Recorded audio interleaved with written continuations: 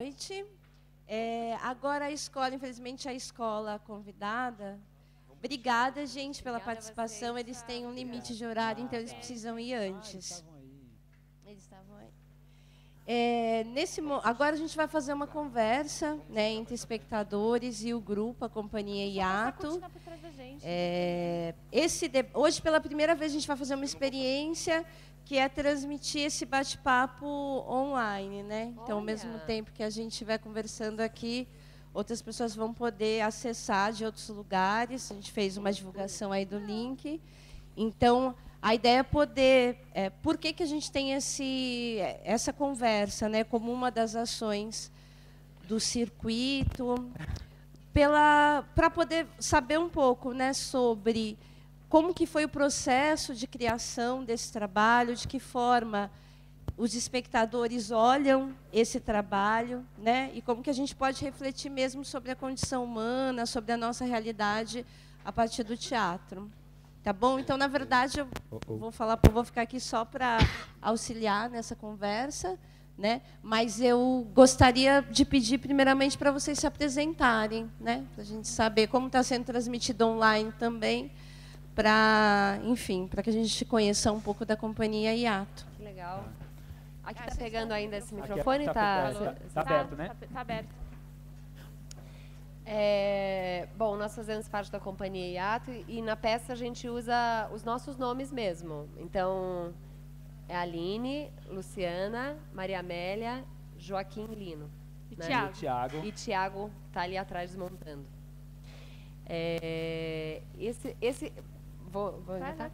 Esse projeto é a primeira peça da Companhia Hiato e ele foi idealizado pelo diretor, o Leonardo Moreira, que ele não está aqui hoje. E partiu dele.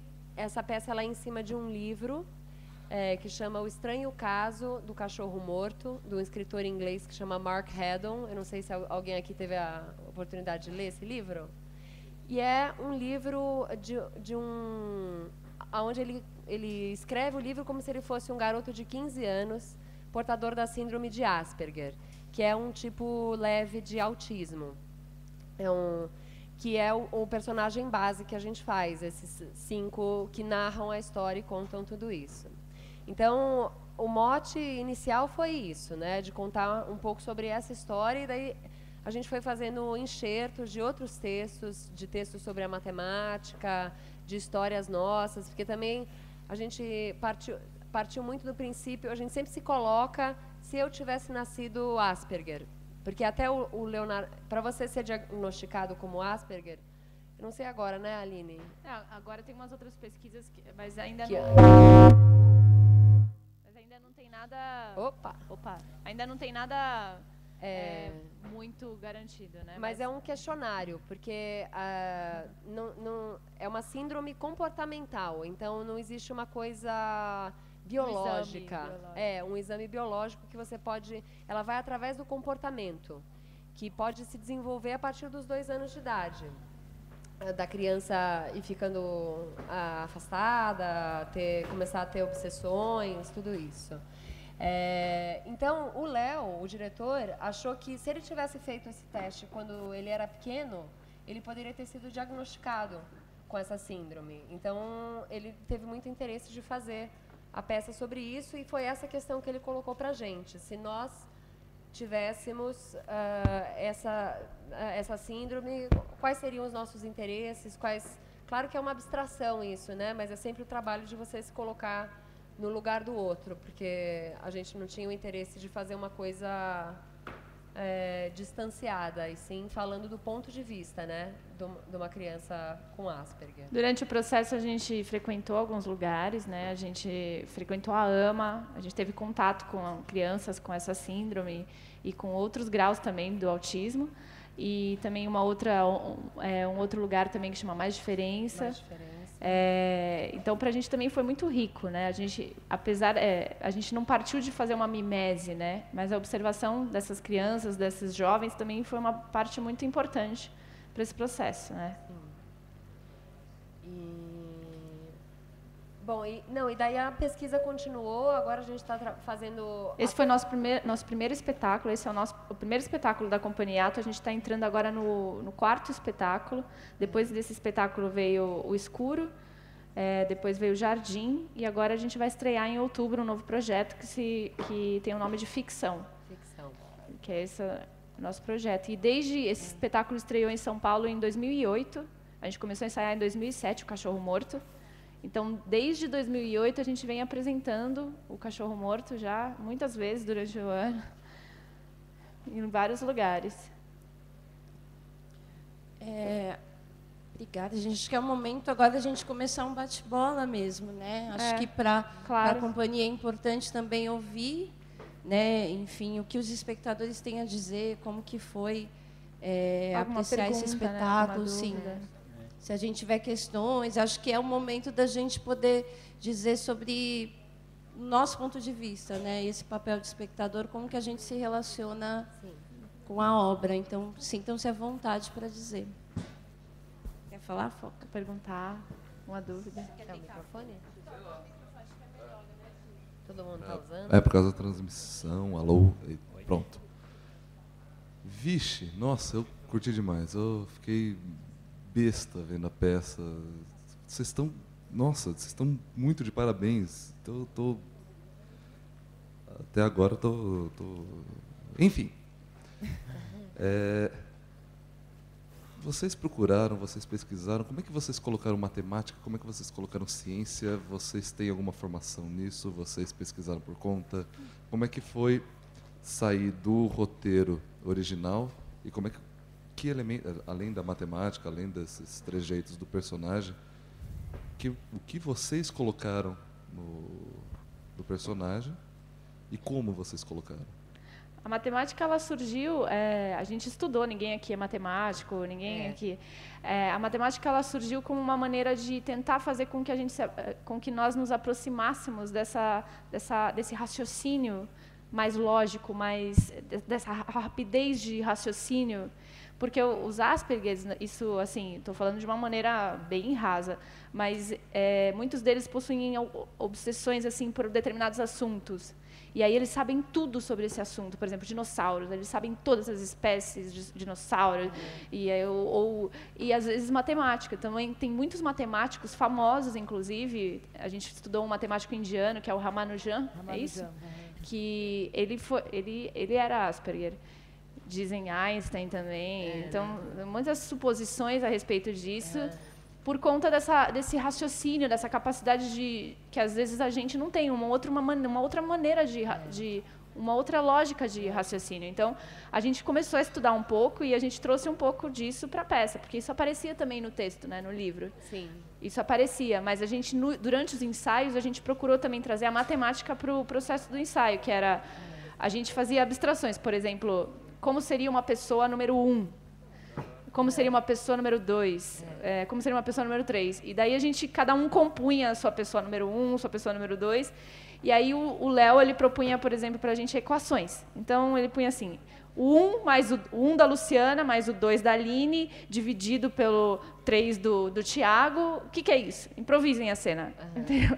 Então, a gente tinha que lidar com essas improvisações, essas abstrações, mas que partiam de um estímulo matemático.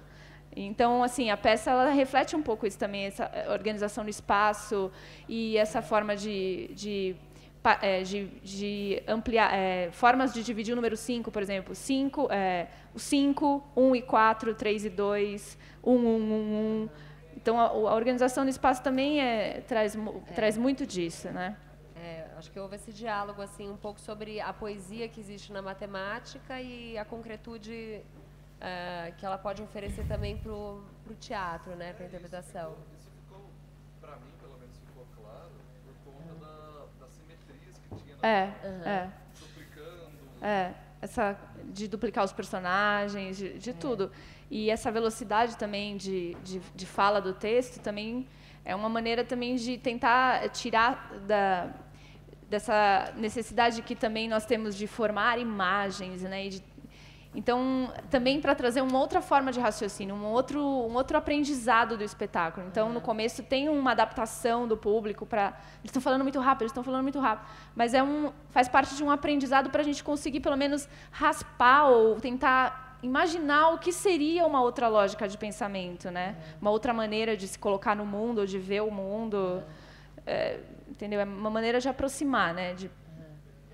E dentre alguns textos que a gente pesquisou, tem de um livro que chama Nascido num Dia Azul, que é um rapaz com Asperger também, que ele fala a relação que ele tem com os números, que às vezes a relação emocional ele consegue entender através dos números.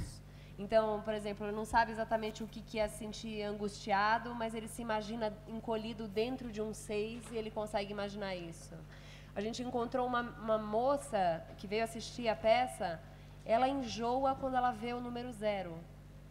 Porque a relação dos cálculos, ela não vem da maneira tão lógica, ela vem quase como se fosse nesse livro eles tentam explicar como se fosse um desenho que, por alguma razão, ela consegue interpretar aquele desenho em número.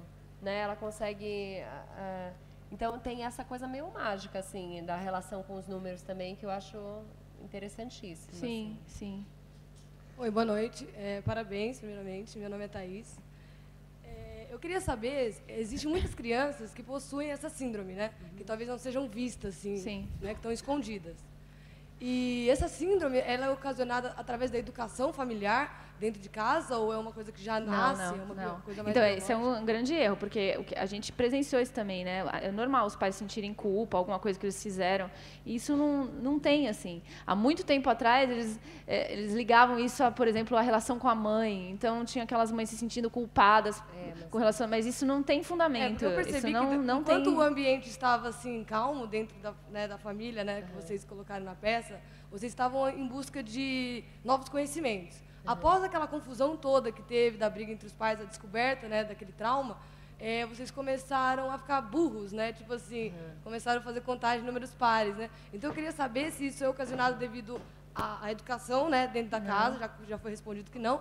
E qual é o tratamento? Se existe algum tratamento para isso? Assim? Não existe um tratamento, existe assim, ninguém... Assim, não é se Não curar, é uma doença, né, na verdade, né? É uma mas uma maneira de lidar com isso. E aí existem vários lugares e várias frentes de trabalho. Por exemplo, a AMA tem um tipo de trabalho, tem um lugar em Massachusetts que tem um outro tipo de trabalho com os autistas. E são linhas diferentes de trabalho, abordagens diferentes a respeito do assunto. A AMA, por exemplo, ela trabalha com um método que é um método que se chama TEACH. Por isso a coisa dos post-its, dessas anotações também. Que é, por exemplo, eles arrumam uma maneira de organizar o dia do autista.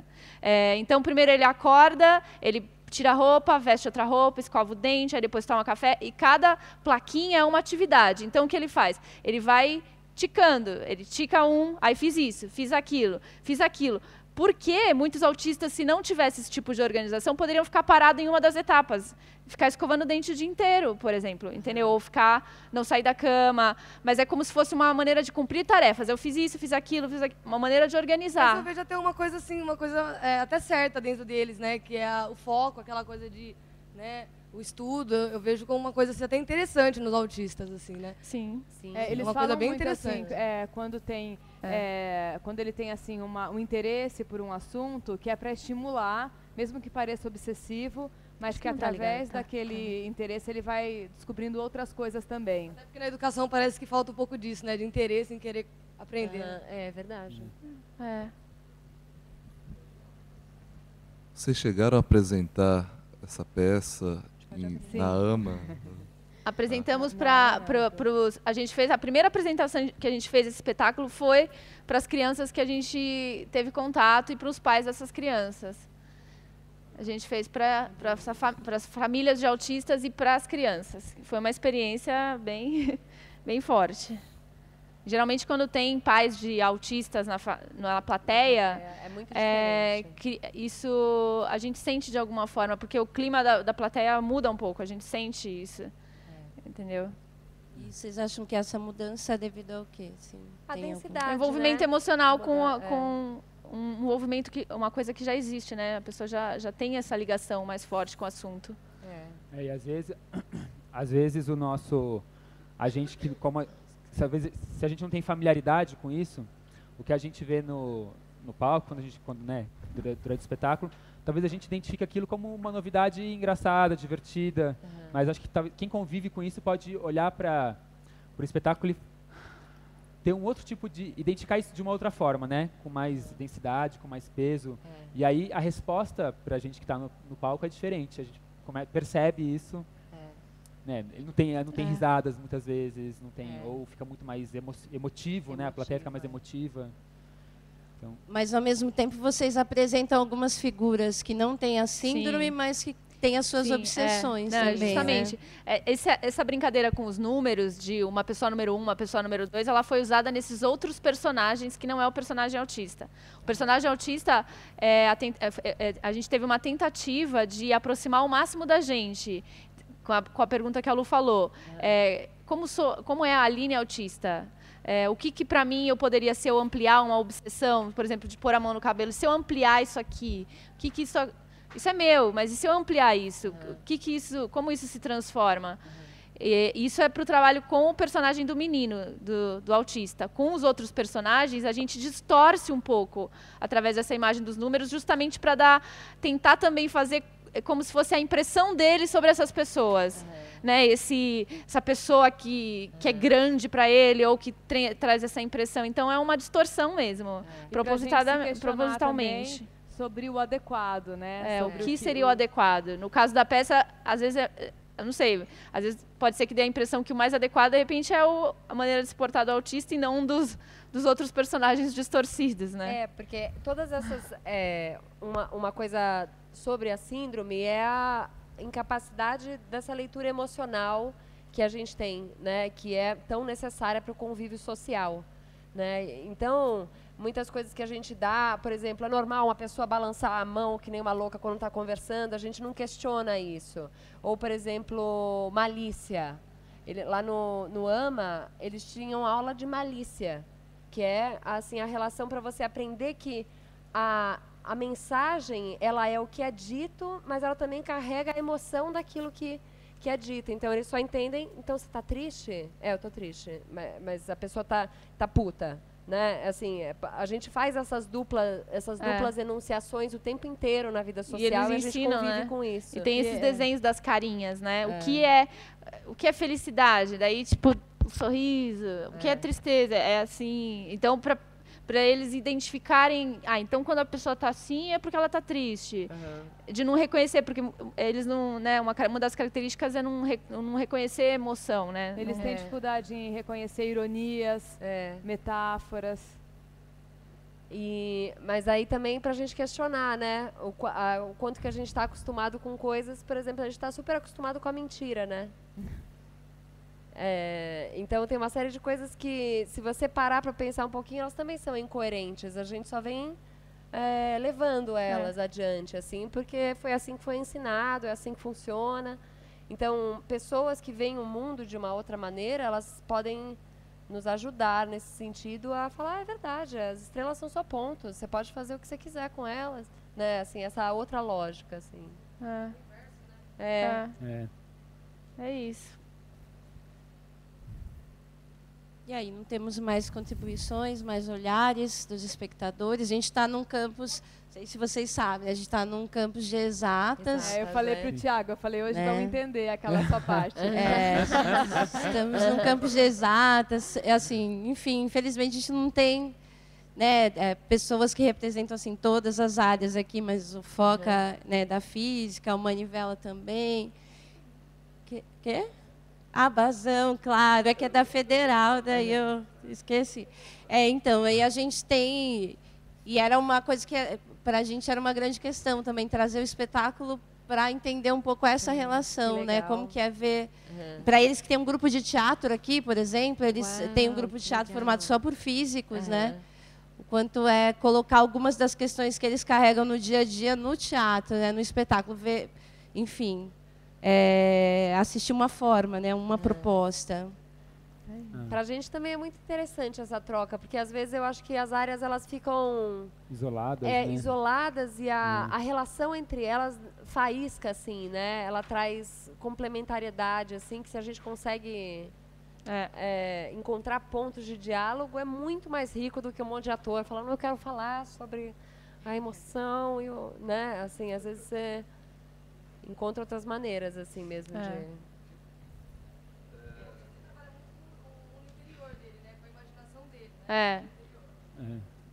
Porque na hora que o personagem começa a falar dos números, a paixão que ele tem pelos números, na hora que ele fala que número não pode não ser uma coisa lógica, pode não ser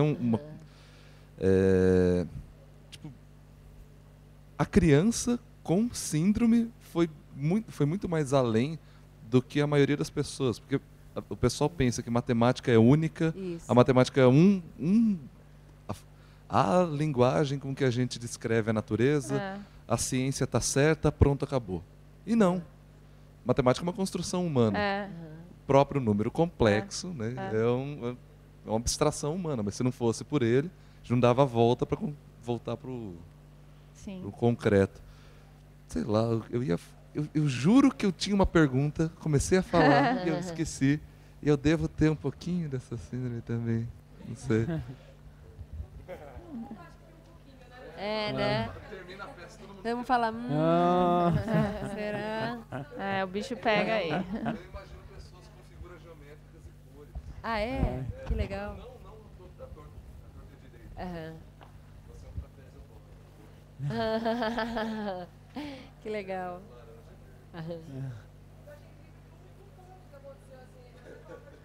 Falou.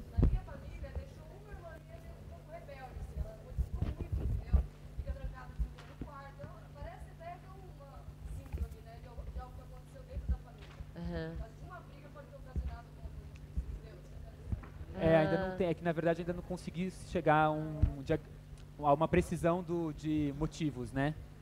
Por que isso acontece? Pode ser genético, pode ser uma má formação, pode ser um cromossomo que não tem gente que não que rolou. pesquisa sobre neurônios em espelhos, que são os neurônios que espelham o que está vendo, né? Responsável pela empatia também. Então eles estão, na verdade, tá nesse momento de identificar isso. Acho que até pode ser um grande avanço, assim, cientificamente, entender como esse universo lógico humano funciona.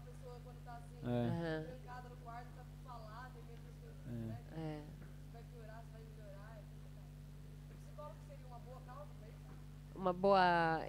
Eu acho que é sempre acho que bom. É uma das partes, né? É ajudar a diagnosticar, ver, né? Uma terapia, mas é um... Mais questões? Alguém quer colocar, enfim, uma impressão, uma pergunta? Maurício?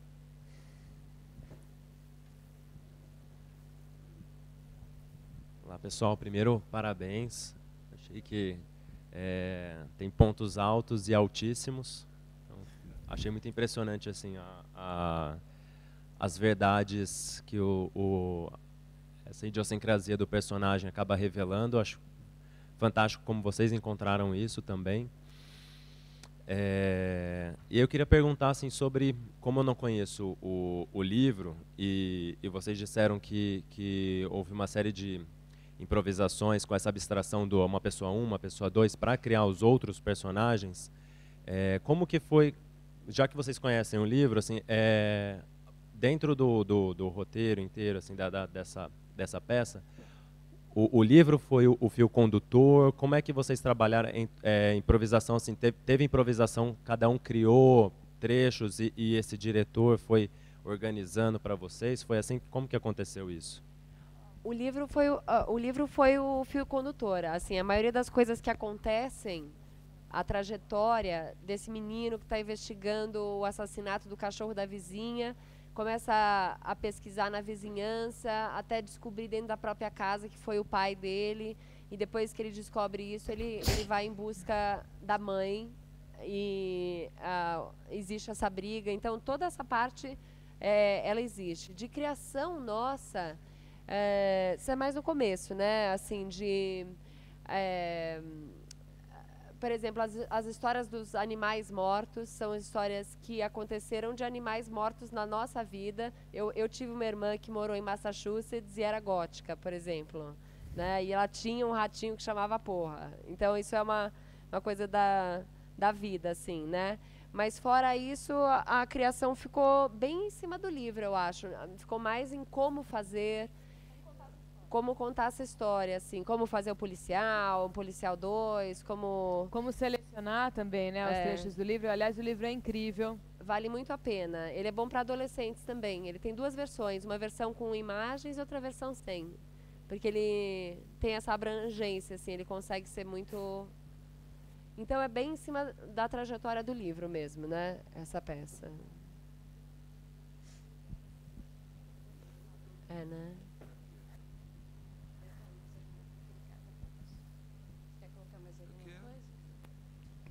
Eu vou...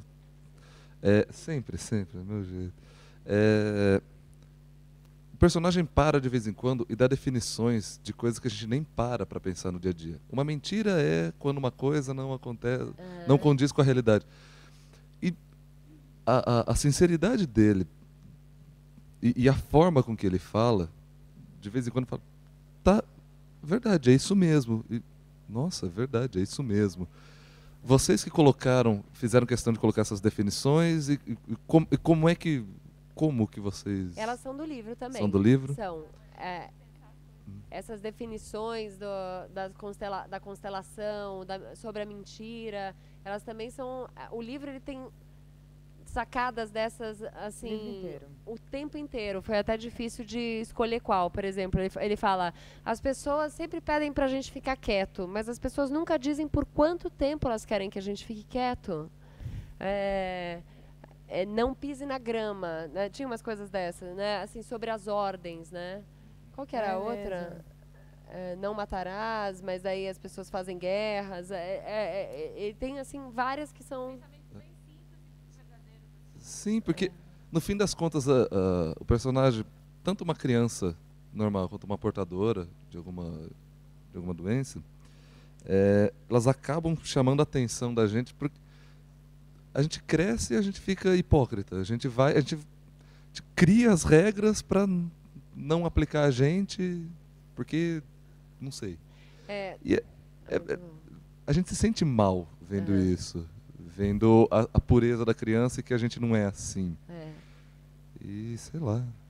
Num outro livro, um outro livro que eu li fala uma coisa que eu acho que tem a ver com isso que você disse, que é o maior erro que a gente tem é que a vida é alguma coisa lógica que a gente vai entender o sentido quando a gente virar adulto. E aí, quando a gente vira adulto, a gente fala, nossa... Também não sei, né? A gente imagina que quando é criança, em algum momento você vai entender para que a gente está aqui e tudo isso. E a única maneira que você consegue se livrar disso é se vingando dos seus filhos e contando a mesma mentira para eles. Gente, quero agradecer muito a companhia, né? Infelizmente, a gente só tem os espetáculos, são 5 espetáculos, e é só uma apresentação por dia. Para a gente foi uma experiência interessantíssima. Agradecer aos espectadores, eles vão indo embora, porque o tempo urge em São Carlos também. Quero agradecer a presença dos espectadores, dizer que esse é o 8º Circuito TUSP de Teatro, né, numa parceria com a 24ª Tenda Móvel, que essa ação integra também a 17ª Semana de Arte e Cultura, e que a gente vai ter atividade até domingo, tem todos os outros espetáculos às 8 horas. Então, eu peço a gentileza que vocês divulguem, tragam mais gente.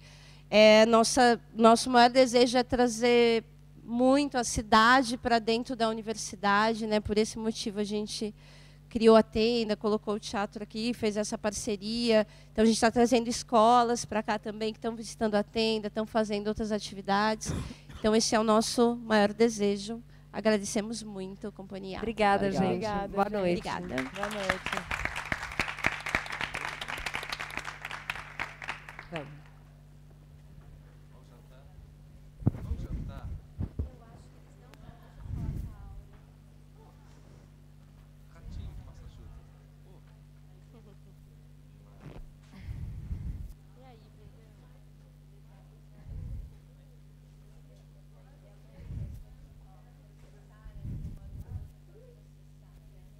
Tolly. Ai, a gente tem que tirar isso aqui. Você já deixou lá, não?